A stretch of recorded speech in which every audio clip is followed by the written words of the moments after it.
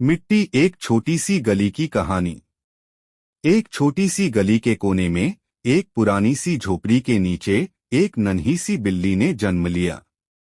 उसका रंग बिल्कुल मिट्टी जैसा था, इसलिए सबने उसका नाम मिट्टी रख दिया। मिट्टी एक आवारा बिल्ली थी, ना कोई घर था ना कोई सहारा।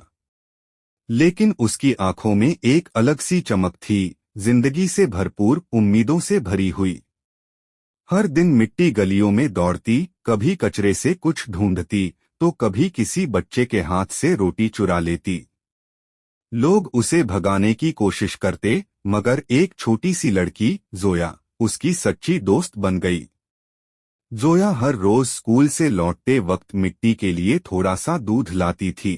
धीरे धीरे मिट्टी जोया के इंतजार में उसके दरवाजे पर बैठने लगी। फिर एक दिन जोया बीमार पड़ गई।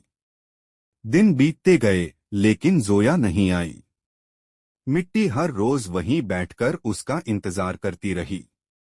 लोग कहने लगे, यह बिल्ली तो पागल हो गई है, मगर मिट्टी का प्यार सच्चा था। 10 दिन बाद जब जोया अस्पताल से लौटी एक कमजोर सी मुस्कान के साथ, तो मिट्टी ने जोर से म्याऊं की और दौड़कर जोया की गोद में छुप गई। उसी दिन से जोया के माता पिता ने मिट्टी को अपना लिया।